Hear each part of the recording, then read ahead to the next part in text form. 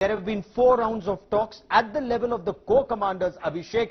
You, Shiv and I have been reporting on the corps commanders' conversations. While China has disengaged at some levels, there appears to be reluctance in some other places, including at Pangong Tso and Gogra. What makes this operation extremely interesting, Abhishek, is the fact that our special forces have wargamed jumping behind enemy lines before. We've done exercise Changthang Prahar in September 2019. Changthang, the place, and Prahar, the assault, has been wargamed. That's right, Gaurav. In fact, in September 2019, there were two very crucial war games that the Indian Army carried out. One was in Ladakh, as you rightly pointed out, and there was another one to test its abilities of the integrated battle groups, and that was in Arunachal in a separate sector. But both exercises very important, keeping in mind all the aggression from China, and in the current context this becomes very important, especially because as far as disengagement is concerned, it's now over 2.5 months. Yes, the Chinese have moved back in a few places, but places like Pangong as well as the hot springs area still remain tricky. And to put this in context, what the Defence Minister said today in his address to the troops, he said, yes, we want peace, we want to make sure there's a resolution through some kind of a dialogue, but he said there's no guarantee what the outcome of this will be. And this, he said, specifically because there are some areas where the disengagement has not happened as per the agreements that took place in those long meetings that took place at the corps commander level.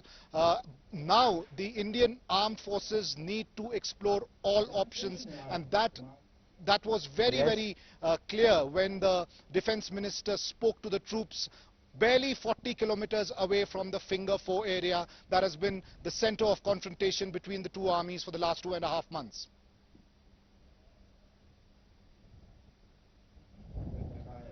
Oh, absolutely. And Shiv, a lot of our viewers know this, and for some others, this has been done before. In the past too, when China came into our territory and was reluctant to go back, there was what in military parlance is often described as QPQ, or quid pro quo. Chinese came into our territory, we went up to a certain point, the Chinese protested, then there were talks, and the Chinese went back. Shiv, it's been done before, it can be done again. And there's no reason to believe it's not being done already, Gaurav. The fact is, there is much about what the Indian Army and the Indian forces are doing and have done, that for various sensitivities and national security reasons cannot be reported. I can tell you for a fact that there are very many things that are under discussion during these talks that are of a sensitive nature.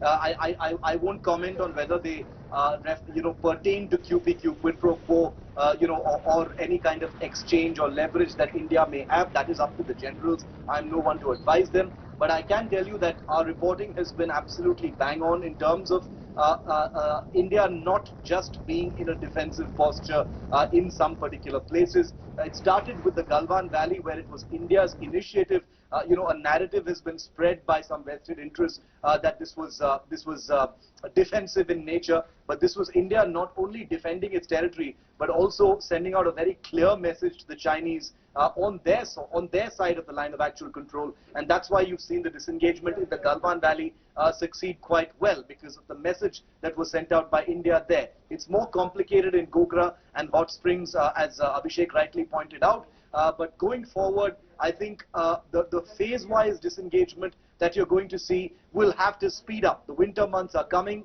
The disengagement process will have to speed up, and India definitely has leverage against China, Gaurav.